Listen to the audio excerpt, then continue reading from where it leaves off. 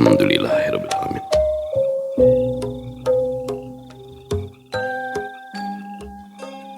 Assalamualaikum warahmatullahi wabarakatuh. Sampurasun wargi dulur baraya sadayana tepang dangu di sareng simkuring Mang Ian kidemang gunung halu tia geningannya anu kasep anu kempot nu manis ininya sa Jawa Barat cek mah eta oge. Dina acara anu maneh nyaeta dongeng Sunda. Dongeng zaman kiwari ala kiwari anu nyarioskeun lalakon kahirupan mangsa bihari atanapi kabaheulaan. Kumaha dararamang pala wargi sadayana atau mugi aya dina ginanjar kawilujengan rahayu berkah salamet amin ya Allah ya rabbal alamin. Dina waktos ieu simkuring sejanraskeun hanca anu katunda dina pedaran dongeng anu judulna Saninten Emas bagian anu ka-40 genep karya Kang Rompis 2 atanapi Kang Yepi Cahyadi anu kasepnya anu manis anu kempot eta sa RT.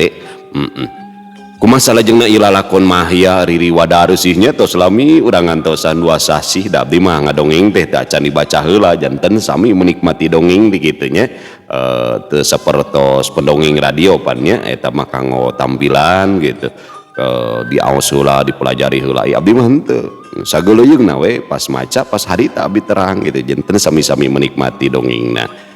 Sami sono ka Riri Wadarsih nya kamah ya kumaha atuh salajengna ieu lalakon Riri Wadarsih teh ulah ka mana-mana tetep manco di channel YouTube-na Dongeng Sunda Mang Ian.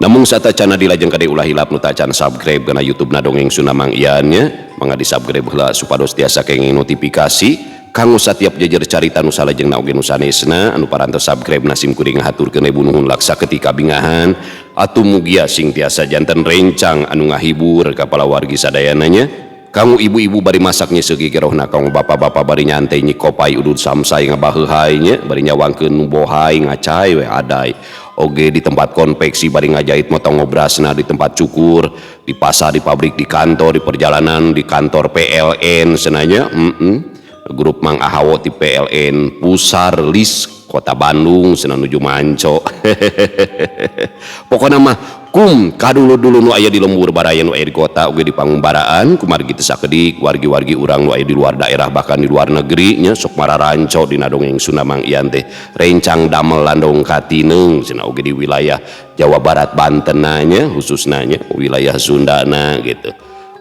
Ulah hilap di like di komen ya sareng ulah di skip iklan ada bager sareng saumpamina ngaros kahibur tiasa nyawer kana nomor dana ieu teh nya sabaraha we saikelasna 2000 etang-etang wewes parkir langkung raos disambungkeun kana speaker aktif atanapi speaker bluetooth nya ngageleger aya suasana baheula gitu supados teu nyangkolong ting kana waktos hayu urang sami-sami ngalajengkeun ieu lalakon Saninten Emas bagian anu ka-40 genep mangah kaparayun sadayana wilujeng ngadangukeun preng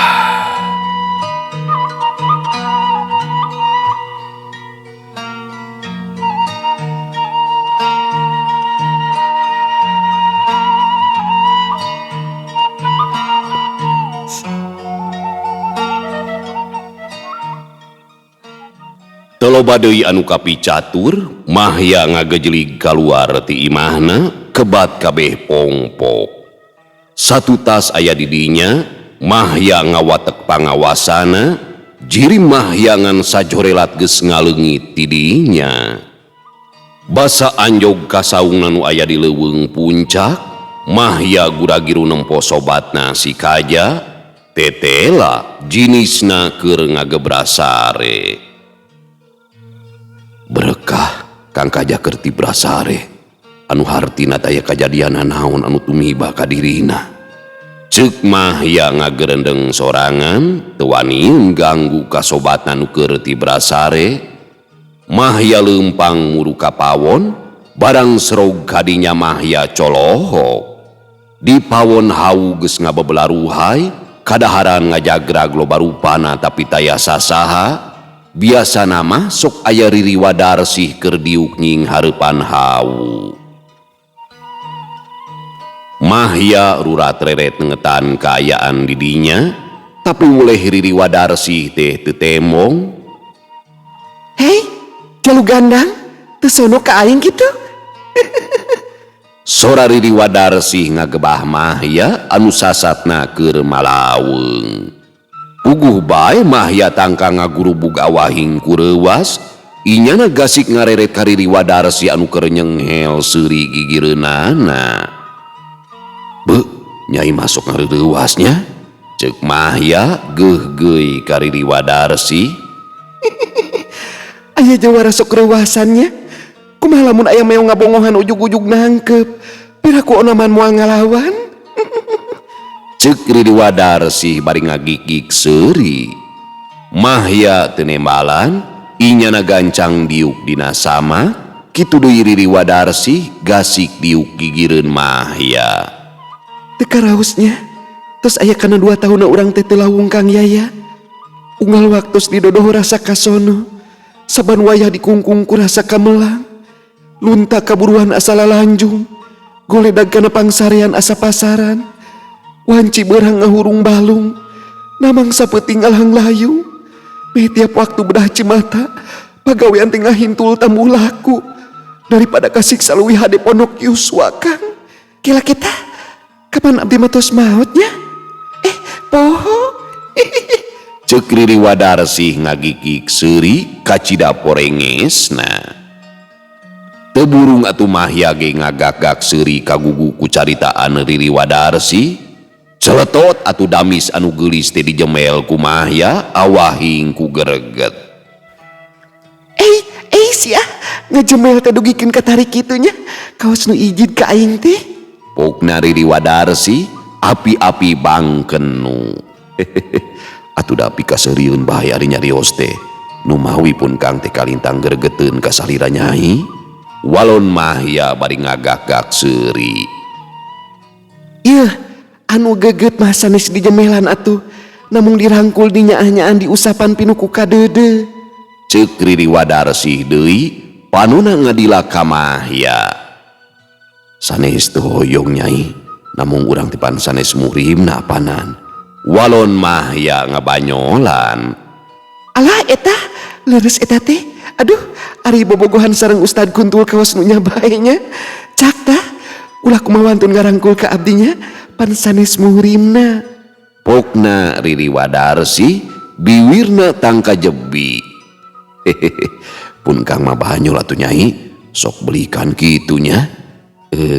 Gila pun Kang teh bade tumaros ngeunaan di dieu. Nya maksad teh perkawis kaayaan di leuweung puncak. Nah teu aya kajantenana naon kitu. Ceuk Mahya tumanya ngeunaan leuweung puncak ka Riri Wadarsih. Kajantenan anu matak ngabahayakeun mah teu aya Kang. Namung kantos di Gunung Uncal aya cahaya beureum ngabarasat. Eta oge mung sakedap. Abdi teu wantun nyungsi ka dinya. Bilih bae aya wangsa siluman nuju metahkeun pangawasana. Walon Riri Wadarsih ngajentrekeun ka Mahya. Ngadenge caritaan Riri Wadarsih, sajongjonan mah Mahya teh ukur ngahuleng geus teug bae lamun cahaya beureum di Gunung Uncal teh pangawasa rahayuning urip, bisa bae anu metakeun eta pangawasa teh si Durgala. Pun Kang ukur tiasa ngalelebah eta cahaya beureum teh pangawasa rahayuning urip. Kawasna mah si Durgala panasaran kana pajaratan bapana nu tos teu aya di dinya. Keun kupun Kang urang intip-intip sangkan tiasa kasungsi di mana tempat cicingna eta makhluk siluman teh. Ceuk Mahya ngalelebah kana kajadian di Gunung Uncal. Perkawis eta mah mangga bae nyangakeun ka Kang Yaya nu langkung uninga. Eta Kang kopina dileueut heula atuh, bilih kabujeng tiis manten. Pokna Riri Wadarsi bari nuduhkeun kana Cikopi. Muhun ditampi kopina Nyai. Temal Mahya bari ngarongkong kana lumur Cikopina. Regot Cikopi diinum bangun kacida nikmatna. Alhamdulillah. Pondei lalawuhna kumahya di papayan kabeh bisi pajarkeun tutumarima kana kanyaahna Riri Wadarsi. Rengse ngahanca lalawuhna, mahya ngarongkong kana rokoholan anu ngagelar aya kana 5 bungkusna.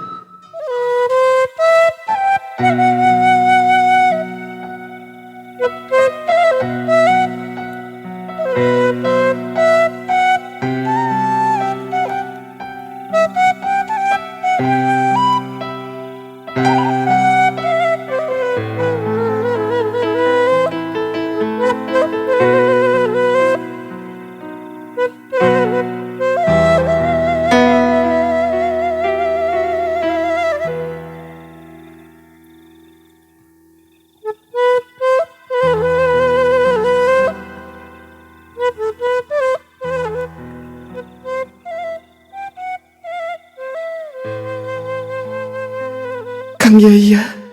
Sora Riri Wadarsi ngagalindeng matak dedengeun. Aya naon Nyai? Panon mahya antep neuteup kanu geulis. Teka raosnya. Waktu semingkin nyarilik asa cikene urang teh lawung di dieu. Wujud diri abdi nu harita ngariring kiwik. Berkah janten Robi ku alpukahna Kang Yaya. Namun nya kitu, urang bakal kapegat ku mangsa kahalangan ku kaayaan. Upami kongang mah hoyong gelar deui ka alam dunia sejauh ulun kumaha ulah kasalira Kang Yaya. Horing katresna ti pinuh ku kamelang. Aya karempan seueur karisi Kang.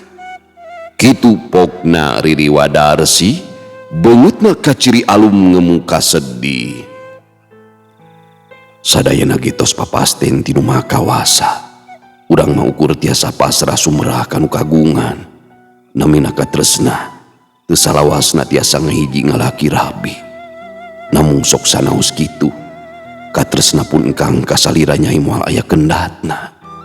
Ceuk mahya bari dumareuda. Waduh kuda beger, jalu mah tempoana nuju ngahenggoy bikang sejen mah bujeng-bujeng emut kana katresna anu puguh majongjon bae gatrik, silih capit silih Panon Riri Wadarsi ngadila ka mahya.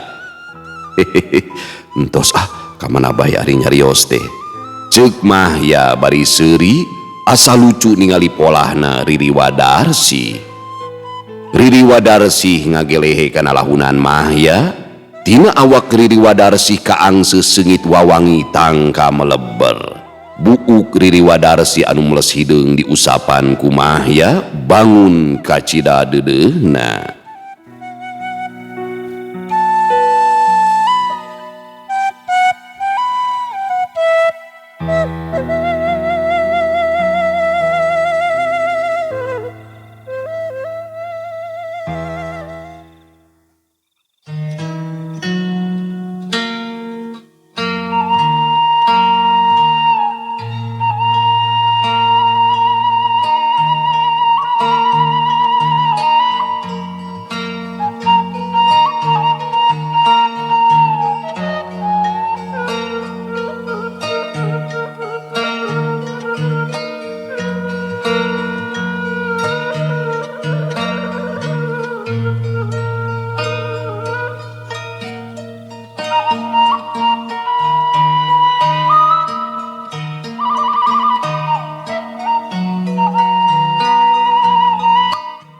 Keur anteng ngararasakeun kaheman ti mahya, teu pupuguh Riri Wadarsi teh jug ngoreja cengkat, puguh bae mahya ngagebeg, ngarasa ruas ningali Riri Wadarsi ngadadak cengkat. Aya naon Nyai? Pokna mahya gasik tumanya ka Riri Wadarsi. Aya hawa panas anu kalintang ngahayapna nyaketan ka dieu. Abdi teu tiasa ngabenengna margi ieu hawa teh kalintang linuhungna. Abdi kedasa enggal ngejati dieu, pilih janten mata kanggo diri abdi Kang. Walon Riri Wadarsi bari ngarangkul ka Mahya. Mahya rek cumarita, hanjakal jirim Riri Wadarsi teges ngaleungit manten tidinya. Omongan Riri Wadarsi teu nyalahan, lantaran kapalebah saung Mahya ti aya cahaya bodas pating barasat matak serab kanu nenjona. Samemeh Mahya sadar kana kaayaan, dihareupeun Mahya geus ngabedega dua jirim anu tayalian eta teh Ratu Rasmamita anu dibarengan ku Begawan Candramawa. Satu tas apal anu datang kadinya teh Ratu Rasmamita, Mahya gancang cengkat. Haturan Ratu Agung, wilujeng rawuh oge haturan ka kasepuhan. Ceuk Mahya bari gasik munjungan kanu anyar datang. Nuhun Kang Ustad, hampura kula datang ka dieu taya iber ti anggalna. Walon Ratu Rasmamita bari imut ngagelenyu. Teu sawios Ratu, pun kangge tiasa ngamaklum. Mangga calik, mung hapunten disaung masak ieu buktosna. Ceuk Mahya bari gancang meresan kadaharan dikasisikeun. Ratu Rasmamita katut Begawan Candramawa gugek dariuk dina samak. Ari Begawan Candramawa timimiti datang kadinya ge toleh ngidikeun ka Mahya. Pok bae Ratu Rasmamita ngawakca deui. Kula teh ngahaja datang ka dieu nepungan Kang Ustad. Samalah mah dibarengan ku kasepuhan ti nagara Sangkara, nyaeta Begawan Candramawa. Bisi Kang Ustad hayang apa? Begawan Candramawa teh anu gaduh mustika jala raksa, anu kiwari ngancik dina salira Kang Ustad. Hatur nuhun Ratu, tos kersa ngabujengan ka dieu. Haturan kasepuhan, wilujeng tepang sareng abdi, nyangakeun salam pangabaktos. Ceuk Mahya kacidarengkuhna ka Begawan Candramawa. Haturan Mahya, horeng anjeun mah tangtungan manusia anu luhur budi hade bahasa ka sasama makhluk. Kula geus ngadenge ngeunaan diri anjeun ti Ratu Rasmamita. Ku hal eta pisan kula teh hayang lawung jeung diri anjeun. Tapi samemeh kula tumanya anu leuwih antep ka diri anjeun, kula rek mere iber ka diri anjeun sangkan apal. Baheula kula ge kungsi boga murid bangsa manusia anu ngaranna Ki Badraseta. Inyana kungsi dibere ilmu ku kula anu ngaranna Prahasta Sangkala. Eta pangawasa teh pikeun ngayonan hiji jalma anu miboga ilmu rahayuning urip. Berkah ku pangawasana Prahasta Sangkala, jalma anu ngagem ilmu rahayuning urip teh bobor karahayuan. Kitu lalakona Mahya, ngarah anjeun nganyahokeun ngeunaan diri kula anu sabenerna. Kitu pok-pokanana Begawan Candramawa ngaguar perkara dirina ka Mahya. Ngadenge ngaran Ki Badraseta, Mahya tangka curingha. Ki Badraseta? Upami percanten mah Ki Badraseta teh eyang guru abdi kasepuhan. Ceuk Mahya ngajentrekeun ka Begawan Candramawa. Keke, eyang guru kumaha maksudna? Kapan Ki Badraseta mah hirupna dina puluhan tahun kalaru ngapanan? Ceuk Begawan Candramawa bari kerung. Kieu maksad teh guru abdi anu wastana Aki Mudi, guruna teh Ki Badraseta ku anjeun, janten abdi teh ngalap ilmu Ki Badraseta. Walon Mahya ngajentrekeun deui ka Begawan Candramawa. Kersaning yang widi, teteh lah anjeun teh turunan Ki Badraseta nu sasatna mah murid kula. Anu hartina anjeun oge masih keneh murid kula Mahya. Bunga pisan kula teh Mahya. Anjeun teh lain sasaha, tapi aya patalina jeung diri kula. Ayeuna geraguar lalakon diri anjeunna. Kula hayang apal ti diri anjeun sorangan Mahya. Ceuk Begawan Candramawa ngarasa kagagas ngadenge caritaan Mahya anu tetela masih keneh turunan Ki Badraseta. Waalaikumsalam. Alhamdulillah. Tik Mahardika. Ceempat. Unyuk sumangga kasepuhan ku abdi bade diguar sadayana. Walon Mahya bari barabat bae ngaguar lalakon dirina ti mimiti guguru ka Aki Muhdi tug nepikeun kadanget harita kabeh dicaritakeun ku Mahya taya nu kaliwat. Mung sakitu anu tiasa kapedar ku jisim abdi kasepuhan, ceuk Mahya mungkas caritaanana. Ngadenge caritaan Mahya sajongjonan mah bagawan Candamawa teh teu leme kawas aya nu keur dipikiran ngan teu lila pok bae begawan Candamawa ngawakca. Ambuing kacida aheng na lalakon anjeun teh Mahya bukti kakawasaan pangeran anu maha jembar. Paingan atuh mustika jala raksa bisa nganci ka anjeun lantaran ilmu anjeun teh ilmu kula keneh. Yeuh mangkargepkeun ku anjeun Mahya, sabenerna mah sakabeh pangawasa Ki Badraseta sasatna mah diwaris ku kula.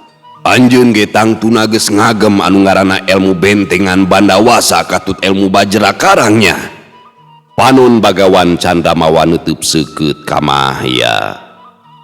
Mahya tibang unggeuk bagawan Candamawa nuluykeun deui cumaritana.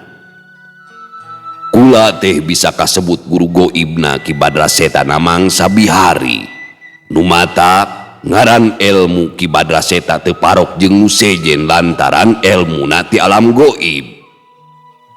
Tapi kula teh banget ku bingungna nepi ka mustika jala raksa bisa leungit tina lombang pitapak demit. Sok padahal kajeun aya manusia miboga ilmu kawudukan anu linuhung keukeuh ku kaimu kalah mah bakal teurak. Ayeuna mah geus kasungsi pangna kaimu kalah teu metu kana awak anjeun sabab anjeun geus ngagem ilmu bajra karang anu hartina mah ilmu kula keneh da sidi kula sorangan anu ngawaris ka Ki Badraseta. Mahya saregepna keranan ngabandungan caritaan bagawan Candamawa. Ari Ratu Rasma mita ukur tungkul sakapeung sok ngareretan ka Mahya ku juru panonna. Pok bae Mahya nyarita. Kalintang ahengna kasepuhan, diri abdi oge teu gaduh panyangki bakal kieu kajantenanana. Namung abdi kalintang bingahna tiasa lawung sareng kasepuhan anu sasata mah guruna Eyang Badraseta. Atur nuhun kasepuhan, tos kersa ngabujengan ka dieu. Geus kudu kieu lalakonna. Titis tulis ti ajali patokan tinu Maha Kawasa. Keke, baheula kula bisa nibankeun pangawasa prahasta sangkala ka Ki Badraseta. Lantaran Ki Badraseta ngagem ilmu linuhung anu ngaranna ajian tapak jalak. Eta ajian teh pikeun ngabendeng pangawasa prahasta sangkala. Lamun dia mah Ki Badraseta teu miboga eta ajian, kula ge moal bisa nibankeun pangawasa prahasta sangkala. Tibatan kacangking ku Ki Badraseta, pangawasa prahasta sangkala kadon malikan ngalegleg ka jenisna. Tah, kula kacidahe mengna ningali diri anjeun Mahya. Sabab mustika jala raksa bisa nganci ka diri anjeun sarta teu jadi matak. Memang eta oge aya mustika saninten emas anu sarua deui geus nganci ka diri anjeun. Tapi keukeuh moal bisa ngabendeng kana pangawasa jala raksa nu sakitu ahengna. Nepi ka lebah dieu kula teh poekeun keneh. Kitu pokna bagawan Candramawa nepikeun sagala rupana ka Mahya. Hapunten kasepuhan, saleresna abdi oge tos ngagem ajian tapak jalak. Ceuk Mahya bari rengku. Bagawan Candamawa tangka curinghang panonna teu sirikna buncelik neuteub ka Mahya. Bener eta teh Mahya, pokna bagawan Candamawa cangcaya. Leres pisan kasepuhan, ajian tapak jalak diwaris ku Aki Muhdi, muridna Ki Badraseta. Walon Mahya negeskeun, leungeun bagawan Candamawa ngaragap awak Mahya, atra aya cahaya beureum badi slayung ngabarasa tina awak Mahya. Subhanallah, nyata pisan kakawasaan pangeran, masihan kasinugrahaan ka diri anjeun anu kalintang jembarna.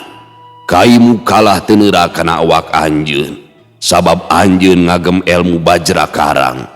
Mustika Jalaraksa bisa ngancik ka diri anjeun lantaran kabendeng ku ajian tapak jala. Mustika saninten emas bisa nyanding kana waruga anjeun kusabab peruh ku mustika Jalaraksa. Ibadah naon anu ku anjeun dilakonan mahya dugikeun ka Gusti Nu Maha Suci nibankeun pangawasan ka cidaluhur jumhurna. Kaharti ayeuna mah dina diri anjeun geus sagala nyampah keningan. Pokna Bagawan Candramawa aya kareueus dina dirina anu hamu bisa kagambarkeun ku carita. Bagawan Candramawa nuluikeun deui nyaritana, tapi aya hiji perkara nu bakal jadi mamala pikeun diri anjeun mah ya. Ieu mamala teh bisa diungkulan ku hiji tarekah. Ieu tarekah teh gumantung ka diri anjeun sorangan. Ku ayana dua mustika linuhung alam goib dina diri anjeun geus tangtu saban wayah eta kakuatan dua mustika teh bakal silih jajal.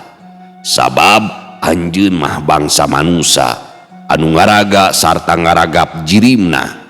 Geus tangtu kakuatan dua mustika teh matak ngaruksa kana raga anjeun. Pamustunganana mah umur anjeun moal kungsi nepikeun ka tengah tubuh. Lain kulanya nyawanan atawa ngaluhuran pangeran, tapi geus diudag ku syariat jeung hakikatna. Ngadenge caritaan Bagawan Candramawa puguh bae mah ya tangka ngaranjug. Ya janten abdi kedah kumaha kasepuhan. Saur kasepuhan tadi aya hiji tarekah kanggo ngungkulanana. Ceuk mah ya kacida panasaranana. Pikeun ngungkulanana anjeun kudu bisa ngaraga goib atawa bisa kumelendang di alam kajinan sarta teu kawates ku mangsa. Anu hartina saban wayah bisa indit tiap waktu bisa ngajugjug. Walon Bagawan Candramawa ngajentrekeun. Jadi kudu loba piknik mah ya teh ka alam jin. Ai syaratna bisa asup ka alam jin depan negara jinnya. Beda alam kudu boga paspor jeung visa gitu. Paspor orang pernah yang ke Malaysia ge kudu aya paspor, aya visa. Ka alam jin ge sami kudu aya paspor. Aya visa gitu. Jadi kayak dipariksa di ditu di bea cukai pas lawang asup ka alam jin dipariksa gitu. Mana pasporna ieu visana ieu kan beda bentuk paspor jeung visana. Biasana paspor jeung visana teh berbentuk hiji ilmu gitu nya amalan ari ka alam jin. Biasana aya ku doa Sulaiman masuk teh aya ku doa Nurbuat teh. Sajongjonan mamah ya ukur ngahuleng awahing ku baluweng mikiran caritaan Bagawan Candramawa. Tong jadi pikiran da teu kudu tatapa brata mujasmedi. Pikeun ngungkulan mamalana kacida gampangna. Anjeun kudu mihukum Ratu Rasmamita sagancangna. Ceuk Bagawan Candramawa surti kana kabingung mah ya. Gebeg mah ya tangka ngaranjug ngadenge caritaan Bagawan Candramawa teh. Pon kitu deui Ratu Rasmamita atra ngajenghok ngarasa kaget. Meh bareng mah ya jeung Ratu Rasmamita silih pelong. Ratu Rasmamita ngeluk tungkul atra beungeutna bareubeu awahing ku era. Ari mah ya ukur garo-garo teu ateu kacida bingungna nying hareupan eta pasualan.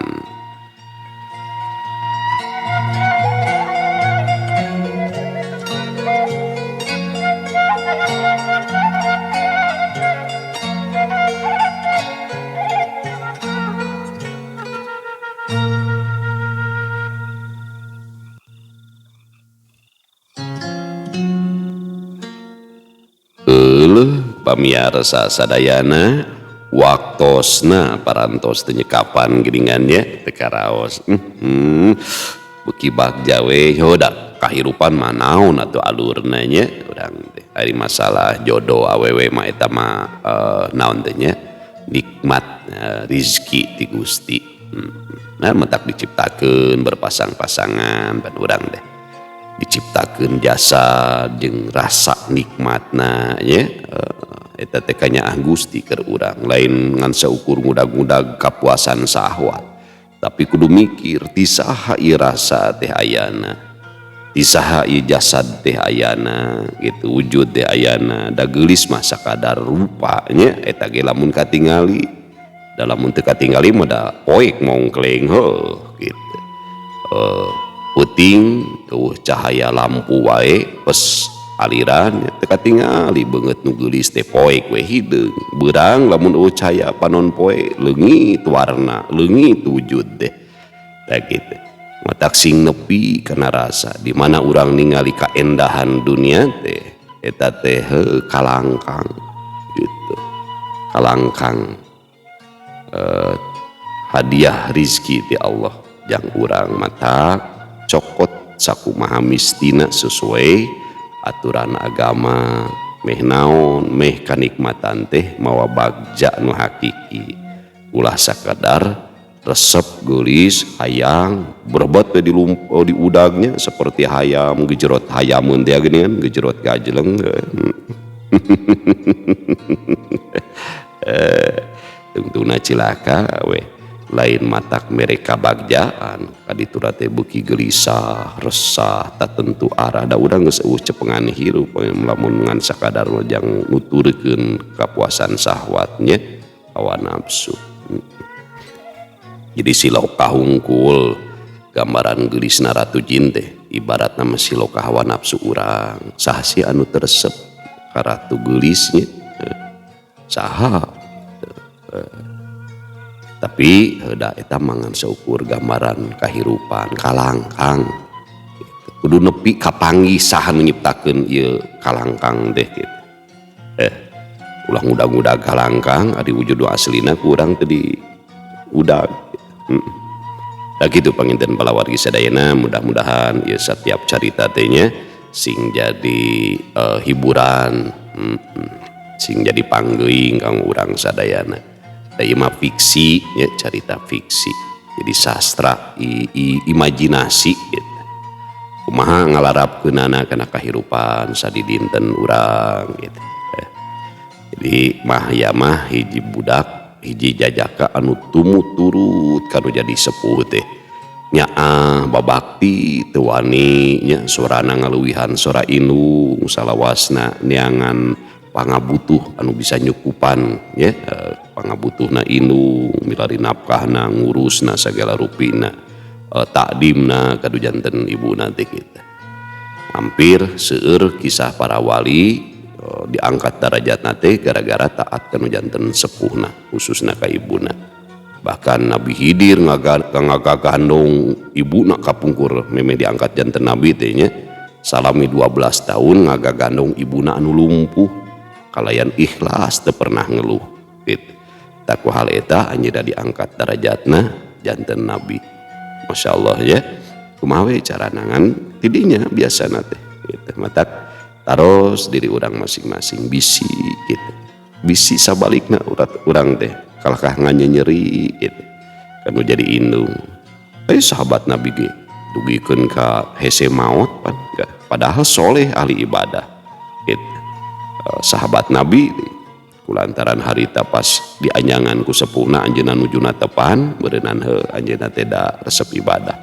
teu dibukakeun pantuna teh da fokus keur na tepannya keur salat tah amek indungna teh kitu sehingga keluar ucapan-ucapannya bikeun ka akhir hayatna bade ngantunkeun teh sesah sakaratna teh dugikeun ka kanjeng Nabi teh cing masih keneh boga bapa teu tah aya tos ngantunkeun ibuna aya pas ditaroskeun ti ka ibuna biasa kuku lutus pokona moal ngahampura teu ngeunah nyeri hate terus mang tahun-tahun urang teh teu panggih pas panggih cenah panto teh dibukakeun jadi hate teh jeung geus rek diduruk cenah ku kanjeng Nabi teh daripada diduruk engke dina seueuna neraka mending ayeuna diduruk gitu lamun teu dihampura mah da kangaranan indungnya tetep aya rasanya ayeuna dihampura tah tos kenging hampura nu jadi indung mah lancar perjalanan teh kitu sabalikna lamun urang doraka kanu jadi kolot ucap lampah perbuatan nu bangga nyerikeun kanu jadi kolot tong tong ngerasa naon aneh lamun dina kahirupan loba masalah ya teu sirungan teh ceuk ieu mah kaluhur teu sirungan kahanap teu akaran doraka kanu jadi kolot mah sakitu anu kapihatur hapunten anu kasuhun bobot sapanon carang sapakan cag urang tunda dihanjuang siang urang teuneun dihaneulum sium paranti nyokot ninggalkeun mangsa datang kasampeur deui. Wallahu muwafiq ila aqwamit thoriq. Wassalamualaikum warahmatullahi wabarakatuh.